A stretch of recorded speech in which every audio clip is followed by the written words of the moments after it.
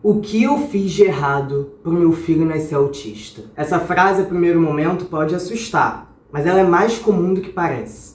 E olha, essa frase não vem de uma pessoa ruim, uma pessoa má. Ela vem de um pai, de uma mãe que está preocupado com o que o mundo vai fazer com essa criança.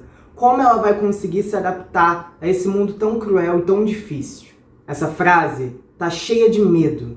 Medo genuíno de quem ama e quem cuida daquela criança. O autismo não é uma sentença, como diz tão acertadamente a Mayra Gaiato. Mas, quando o diagnóstico vem, muitas pessoas podem achar que é o começo do fim. Meu nome é João Vitor, eu tenho 21 anos, eu sou estudante de psicologia, trabalho na área de mediação escolar e na área da inclusão há mais de 2 anos e eu sou terapeuta ABA. Hoje vamos conversar um pouquinho sobre o que é o autismo e como que esse luto pós-diagnóstico pode ser interpretado e entendido de outra forma. Quais são os caminhos para um diagnóstico precoce, que é a chave para uma intervenção precoce e assim aprimorar as potencialidades da criança ainda mais, e como que essa criança pode, quais são os profissionais que podem dar a chave para essa criança se aprimorar cada vez mais e ter suas potencialidades exploradas e desenvolvidas ao máximo. Lembrando que eu quero usar esse canal e as minhas outras redes sociais como um encontro acolhedor. Então você pode deixar aí as suas vivências e as suas experiências com uma pessoa autista, sendo você a pessoa autista ou você conhecendo uma pessoa autista, e quais são as suas dores, quais são as suas alegrias, o que você acha, como é que foi a descoberta do diagnóstico, deixa aqui nos comentários.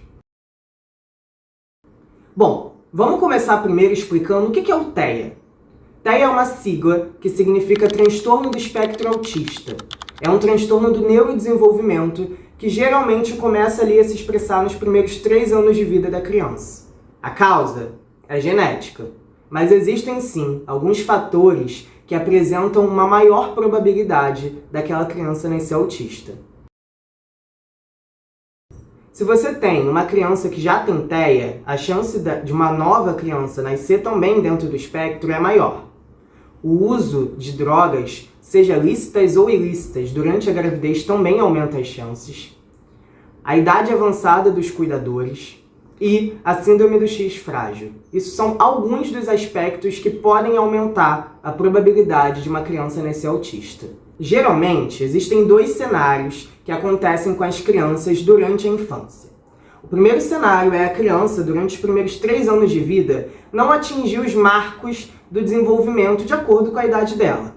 O segundo cenário é ela atingir, só que depois de um tempo começar a regredir e não alcançar os novos marcos. Por isso que é muito importante os pais se aterem a quais são esses marcos do desenvolvimento, para saberem o que a criança já deveria estar fazendo de acordo com a idade dela e o que não. Bom, são muitos marcos, vai dos primeiros 6 meses de vida até os 10 anos. O autismo ele vai estar ali na primeira faixa dos 3 anos, mas é importante que você fique ciente de todos os marcos até os 10 anos de vida, para ver se tem outras regressões, outros atrasos, outras questões com o desenvolvimento da sua criança. Para você saber quais são os marcos do desenvolvimento, você pode acessar a caderneta da criança lá no Gov. Porém, eu vou deixar passando aqui na tela alguns marcos do desenvolvimento que estão dentro dessa caderneta. Talvez a imagem não esteja das melhores porque foi um print, mas você pode acessar na íntegra pelo site. Eu vou deixar o link aí na descrição. Mas quais são as primeiras características e as mais relevantes que são classificadas e direcionadas e relacionadas ao autismo? Bom, o primeiro é o clássico falta de contato visual. Aquela criança que não mantém um contato visual, principalmente com seus cuidadores. É muito comum, quando as crianças elas estão ali nos primeiros 3 anos de vida, manterem um contato visual com seus cuidadores, e quando eles saem da sala, eles irem acompanhando com o olhar. Ou quando tem mais de uma pessoa, ela ainda assim manter o foco em seus cuidadores. E claro, manter contato visual com outras crianças e até mesmo outros adultos. Se sua criança não faz isso, começa a ficar de olho. Outra coisa é a dificuldade na comunicação, a dificuldade na linguagem. Claro que as crianças elas vão se aprimorando e pode ser só uma dificuldade de fala, que pode ser resolvido com uma fono, mas é um dos sinais. Dificuldade de socialização também, as crianças elas têm a tendência de brincar tanto com os seus cuidadores quanto com outras crianças. Então, se seu filho tem dificuldade em entender as brincadeiras ou simplesmente se introduzir nas brincadeiras, nas conversas, também é bom ficar de olho. E outro sinal muito claro também é a dificuldade motora. Então, algum desses sinais começou a aparecer, vá no especialista e tire suas dúvidas. O autismo possui 3 graus de suporte, 3 níveis de suporte, que vão determinar o quanto aquela criança depende ou não de ajuda. O nível 1 é a criança mais autônoma, já o nível 3 é aquela criança que demanda mais ajuda. Lembrando que cada criança desenvolve um conjunto de habilidades únicas.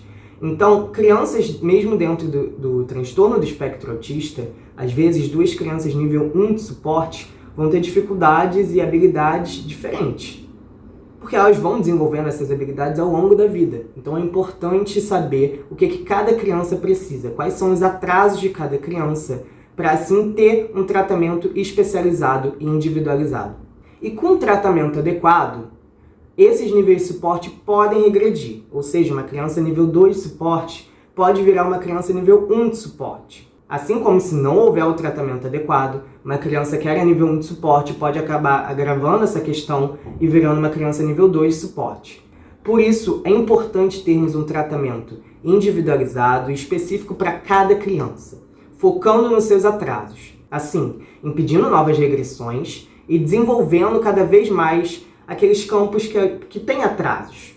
Lembrando que, por mais que haja essa melhora no conjunto de habilidades, o autismo não tem cura, ele tem tratamento. E esses tratamentos vão dar o máximo de autonomia e qualidade de vida possível para aquela criança. Geralmente, crianças autistas são acompanhadas de uma equipe multidisciplinar. O que é isso? Uma equipe com vários profissionais de várias áreas que vão trabalhar em conjunto, criando estratégias de adaptação para que essa criança se desenvolva cada vez mais.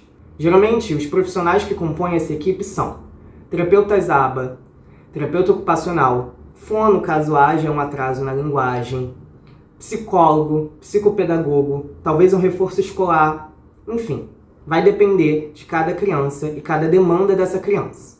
Mas e aí, me conta, você conhece alguém que está dentro desse espectro autista? Você está dentro desse espectro autista? Quais são as demandas da pessoa que você conhece? Essa pessoa está em tratamento? Como é que foi a descoberta desse diagnóstico? Foi positiva, negativa? Quais foram as dores? Quais foram as facilitações que isso trouxe? Me conta tudo aqui nos comentários.